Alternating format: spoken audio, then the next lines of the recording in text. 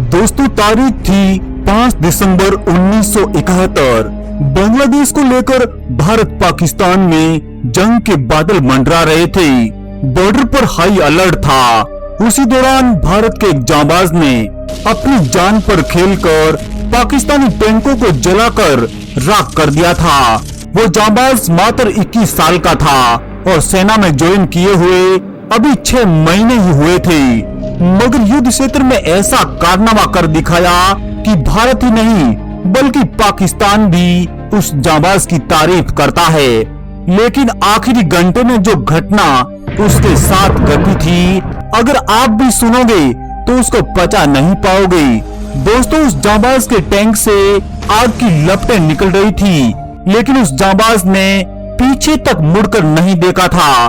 Tank के ये हालात देखकर उनके कमांडिंग ऑफिसर ने उसे वापस तक बुला लिया था, लेकिन उनका आखिरी रेडियो संदेश इस तरह था: सर, मेरी गन अभी फायर कर रही है। जब तक ये काम करती रहेगी मैं फायर करता रहूंगा। और ऐसे हालात में भी दुश्मनों के 10 टैंक तबाह कर दिए थे, मगर जब जलते टैंक से उसे बाहर निकाला गया तो सबकी आंखें नम हो गई थी। असल में पाकिस्तानी मेजर की गोली की वजह से उस जांबाज का पूरा टैंक तबाह हो गया था। लेकिन जब उस जांबाज के पिता को ये खबर लगी कि ये करतूत एक पाकिस्तानी मेजर की थी, तो इस जांबाज का पिता यहीं नहीं रुका था। वे सीधे पाकिस्तान में उस मेजर से मिलने चले गए थे और फिर जो आपस में हुआ वो सबको हैरान करने वाला था। दोस्तों, ये कहानी सेकंड लेफ्टिनेंट अरुण खेत्रपाल की है।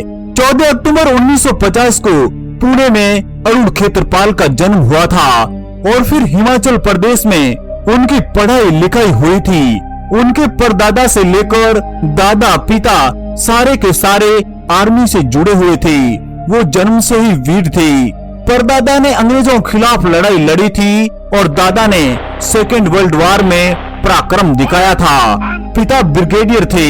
तो फिर इसी परवरिश में अरुण खेत्रपाल को भी आर्मी में जाना तय था और इस तरह अरुण खेत्रपाल ने एनडीए की परीक्षा के लिए जी जान लगा दी थी और परिणाम भी हैरान करने वाले थे। आखिरकार टॉप रैंक में उनका चयन भी हो गया था। ट्रेनिंग के दौरान उस जांबाज ने सबका मन मोह लिया था। वे अपने साथियों में ऐसा घुल मिल गया था कि हर छोटी से छोटी मदद के लिए वह तैयार रहता था। और आखिरकार जून 1971 में अरुण खेत्रपाल डिफेंस एकेडमी से पास आउट हो गए थे, मगर तब तक भारत और पाकिस्तान के बीच युद्ध की आहट सुनाई देने लग गई थी और ये जंग आज के बांग्लादेश में लड़ी जा रही थी। ट्रेनिंग के बाद ही 17 जून 1971 को अरुण खेत्रपाल को 17 पूना हॉर्स रेजिमेंट में पहली पोस्टिंग मिली थी और इस रेजिमेंट को लीड कर रहे थे कर्नल हनुमंत सिंह। लेकिन अरुण के लिए उस समय एक बुरी खबर आई थी। उसकी बटालियन युद्ध में जा रही थी, मगर अरुण खेत्रपाल का उसमें नाम तक नहीं था। इस समय अरुण के हालात ठीक वैसे ही थे जैसे किसी का क्रिकेट टीम में चयन हो जाता है और उसे बतौर 12वें खिलाड़ी के रूप में टीम में लिया जाता है। लेकिन आर्मी तो अपने नियमों पर चलती है। लेकिन अरुण किसी तरह हिम्मत करके अपने कमांडिंग ऑफिसर के पास पहुंच गए थे। उनका जवाब इस तरह था: महोदय, मैं कायर नहीं हूँ और ना ही बुज़दिल। छाती पर दुश्मन खड़े हैं और मेरी भुजाएं फड़क रही है। असल में वो युद्ध में जाना चाहता था, मगर कमांडिंग ऑफिसर ने समझाया कि बिना कोर्स किए वहाँ जाना संभव नहीं है। उनके ऐसे जज्बे को देखकर बकायदा कमांडिंग ऑफिसर अरुण खेत्रपाल से इतने प्रभावित हुए कि उन्होंने मिनी कोर्स करवाकर उसे युद्ध क्षेत्र में भेज दिया था। युद्ध में अरुण की बटालियन 47वीं इन्फेंट्री को लीड कर रही थी। असल में ये टैंकों वाली रेजिमेंट थी जो दुश्मन को पल भर में तबाह करने में माहिर थी, जिनका इतिहास बाजीराव पेशवा द्वितीय से जुड़ा हुआ था। मगर इस समय पाकिस्तान सीधे मुकाबले में जीत नहीं पा रहा था और ऐसे में उसने एक शातिराना चाल चली थी। भारत को बांग्लादेश में उलझा हुआ मानकर वह जम्मू कश्मीर को हड़पने की फिराक में था।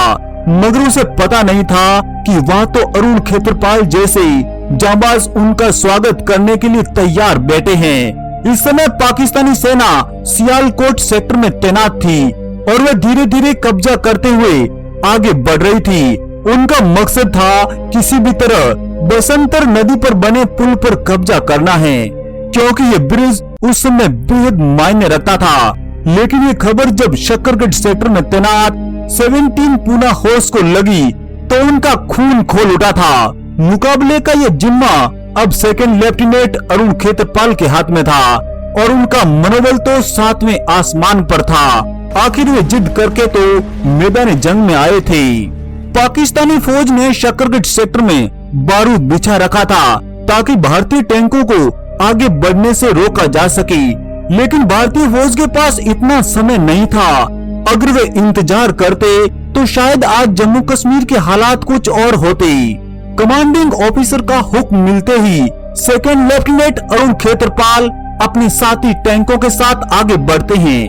उन साथियों का जज्बा ऐसा था कि दुश्मन के इलाके जरपाल में घुस गए थे और फिर उन्होंने ऐसी तबाही मचाई कि पाकिस्तानी फौज को दूसरी बटालियन की मदद तक लेनी पड़ी थी। मगर तब तक जवाबी हमले में अरुण के साथी अफसर भी शहीद हो गए थे। उन जांबाज के कारनामों की वजह से ही पाकिस्तानी फौज को टैंक छोड़कर भागना पड़ा था।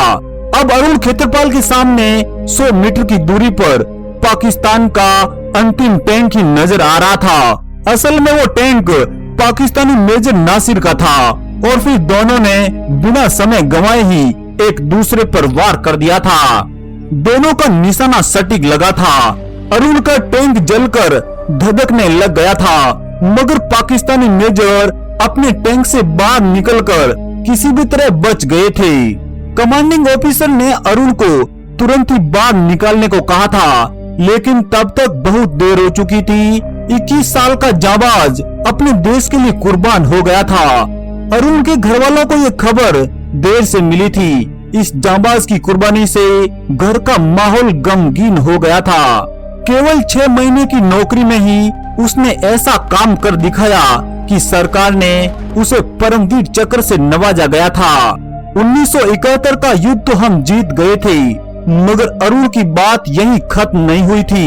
लेकिन जब युद्ध के बाद भारत और पाकिस्तान में सब कुछ सामान्य हो गया था, तब अरुण के पिता के पास पाकिस्तान से एक अनजान व्यक्ति के नाम से खत आने लग गए थे और उस खत में एक ही जिक्र था कि अरुण के पिता ब्रिगेडियर को एक शख्स पाकिस्तान आने का बार बार न्योता दे रहे थे। असल में अरुण के पिता ब्रिगेडियर का जन्म आजादी से पहले पाकिस्तान के सरगोदा में हुआ था और फिर 2001 में ब्रिगेडियर पाकिस्तान में अपने पुश्तैनी घर जाते हैं। वहाँ उनका स्वागत पाकिस्तानी फौज का एक मेजर करता है।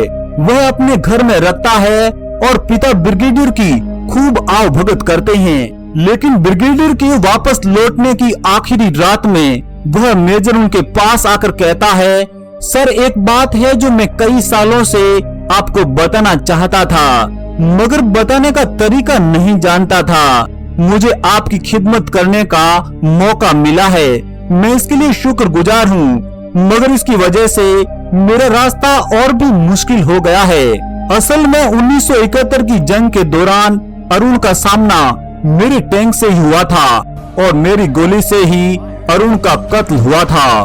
ब्रिगेडियर अपने पुत्र के हत्यारे को सामने देखकर खामोश थे, मगर ब्रिगेडियर का जवाब भी वही था जो एक फौजी को दूसरे फौजी से कहना चाहिए था, तुम अपनी ड्यूटी कर रहे थे और वो अपनी। इस तरह एक जांबाज का पिता भी जांबाज ही था।